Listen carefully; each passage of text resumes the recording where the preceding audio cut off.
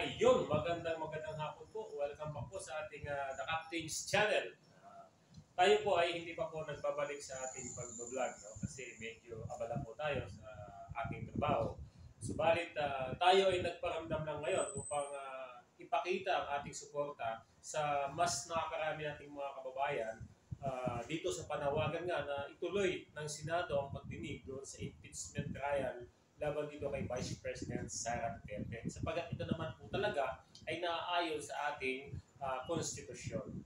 Subalit alam naman natin na may mga senador na nagpapahayag ng kanilang suporta at pagtutol sa impeachment trial sapagkat sila nga po ay naninindigan na hindi na para sa bayan ang kanilang pagiging senador kundi para na lamang sa ilang mga kaibigan, kakilala at sinusuportahang mga politiko. Ayon po sa mga iba-ibang mga eksperto sa batas, yung mga bumalangkas ng ating konstitusyon, mga ibang universities, colleges ng law, ay lahat po sila ay nananawagan din na ituloy ang impeachment trial sapagkat ito po ay proseso na nakapaloob sa ating konstitusyon. Hindi po pwede na basta-basta na lamang hindi pansinin o kaya ay patayin dyan sa Senado ang issue na ito. Otherwise, ito po ay magkakaroon ng violation o paglabag sa ating konstitusyon.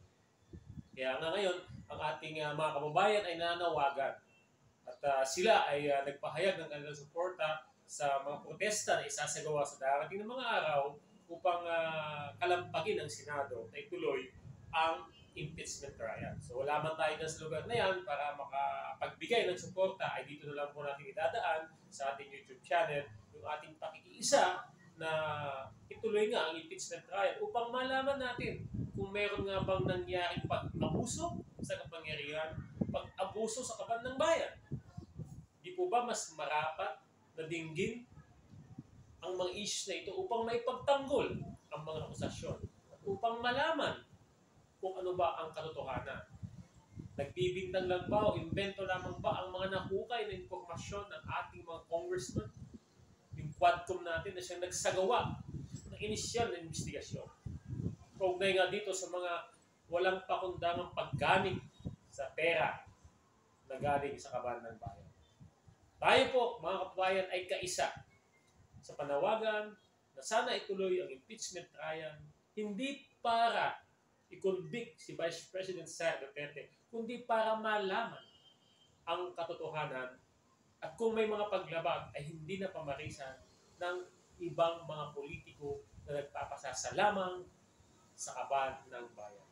Muli po, your Captain's Channel, sana sa mga darating na panahon ay makabalik tayo para mapagbigay ng ating mga opinyon at makapaghatid ng mga balita na nagaganap, yung mga katotohanan o totoong nagaganap sa ating lipunan at hindi po yung mga puro peke, invento at fabricated lamang na balita upang sa ganon ay ibagsak o siraan ang ating kasalukuyang administrasyon o gobyerno. Lamang po, maraming salamat. Again, Captain's Channel.